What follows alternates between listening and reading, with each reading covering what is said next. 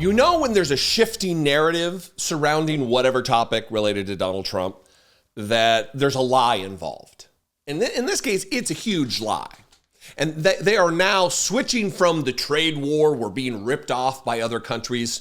And the reason they need to justify these tariffs is because what the tariff does is it helps pay for the massive tax cuts that they are proposing for the uber wealthy in our country.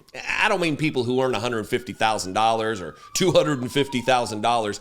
I'm talking about people who are exceedingly, insanely, immorally wealthy. People like Elon Musk and Jeff Bezos and Mark Zuckerberg and the billionaire oligarch type. They're going to give them radical tax cuts that can only be paid for by cutting Social Security and carving into the American economy using tariffs.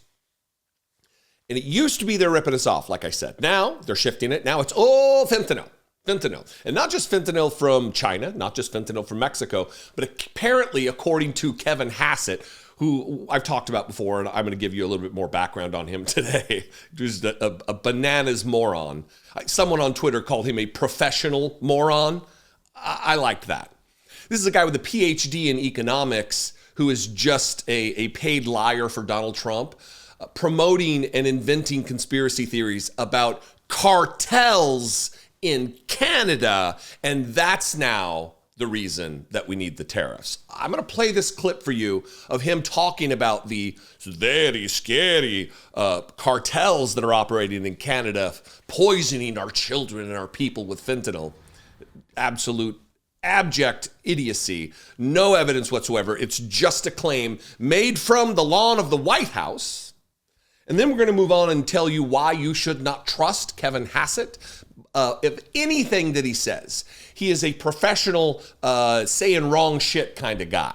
Here he is, again, saying wrong shit from the lawn of the White House about the cartels in Canada.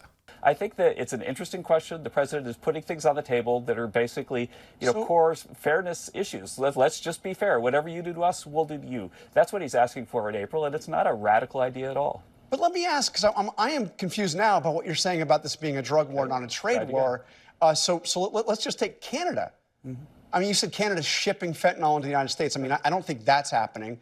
Sure. I mean, 1% of fentanyl is being smuggled across the border. 1%. I mean, Canada's not a major source at all of fentanyl in the United States, are they? Well, yes, they are a major source. And I can tell you that in the Situation Room, I've seen photographs of fentanyl labs in Canada that the law enforcement folks were leaving alone. Canada's got a big drug problem, even in their own cities. Go walk around, Toronto and see what it's like, and you'll see that it is a big problem. And frankly, we have intelligence that Mexican cartels operate in Canada as well. And so if you want to get the cartels out of the U.S., you got to get them out of Canada and Mexico. Okay, but if you're saying that this is an effort to make them crack down and it's worked. It's working, yes, it's working. Then why are these tariffs the very same tariffs, going back into effect on April 2nd? Well, we'll see what happens. I can tell you that I've, in the Situation Room, because I'm very important, I've been in the Situation Room, an economist, and I've seen photographs of fentanyl labs in Canada that the law enforcement folks were leaving alone. Canada's got a big drug problem. Yeah. This is why you should not trust anything that falls out of the face of this liar. During COVID, he was part of the Trump White House. And I don't know if you remember, but COVID, kind of a big deal. And a lot of the lies that were spun by Donald Trump trying to act as though it's going to go away in 5 minutes. In like 2 weeks, we'll be down to 0 cases. There's not going to be any deaths. Sean Hannity ran with this propaganda and this lie. And then what ultimately happened was, nearly 1.5 million Americans died because of this disease that was ignored in the onset by Donald Trump. Here's a New York Times headline. Get a load of this one. No virus deaths by mid-May. White House economists say they didn't forecast early end to fatalities. And then what's great, you normally show the caption that comes after the picture, after the photograph, but get a load of this caption under his photo. This is the same guy you just witnessed from an article back in 2020.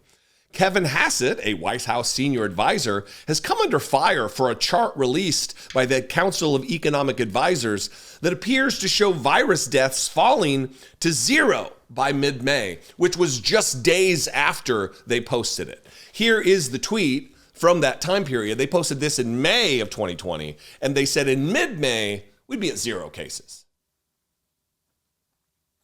Deaths. 0 cases. Deaths, zero numbers. Do you remember what happened? Do you remember for how long deaths continue? Deaths still continue. People are still dying of COVID. This is the kind of idiocy that they will shamelessly say. They'll put their little charts up that are just absolute bullshit. George Conway, perennial Donald Trump opponent, he tweeted this.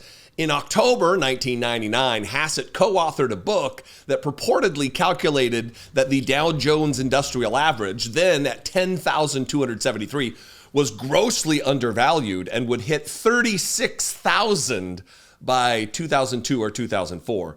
On October 9th, 2002, the Dow closed at 7,286, even lower than it was when he projected it would be at 36,000. The index did not reach 36,000 until November 2021. He wrote a book on this, an economist, a PhD who wants you to believe everything he says. And this is the kind of nonsense that he, again, shamelessly says. Because when you work for a liar and a conspiracy theorist and someone who will tell whatever insane story to try to justify after the fact what he's doing, this is what you get. You get a group of liars, because this is a new narrative. Even the Commerce Secretary, the Labor Secretary, what's that dipshit's name? He's doing the same thing out on the Sunday shows this weekend, talking about the fentanyl problem. When fentanyl ends, when fentanyl ends, these people are sinister, because what they're trying to do is give an assist. They want to create larger piles of money for people who already are sitting on massive piles of money. They just wanted to make them that much larger at the expense of you and your parents and your grandparents. They want to make poor people who actually could be materially, their lives could be materially improved by just a tiny bit more money. They want to give massive amounts of money that aren't going to improve the lives of them, these billionaires, at all. They won't notice it at all, other than maybe an ego stroke.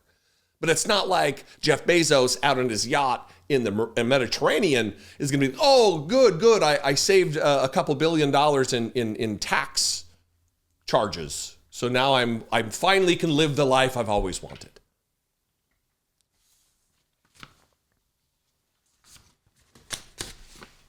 Nothing they say can be trusted. There's no economic data that they publish that can be trusted. You just can't trust it, because they're liars and they have no shame and no dignity. They will, just because he's got a goofy grin on his stupid face while he's lying to you does not mean the lie is less sinister. Kevin Hassett, you should be ashamed of yourself. Gross. What do you think?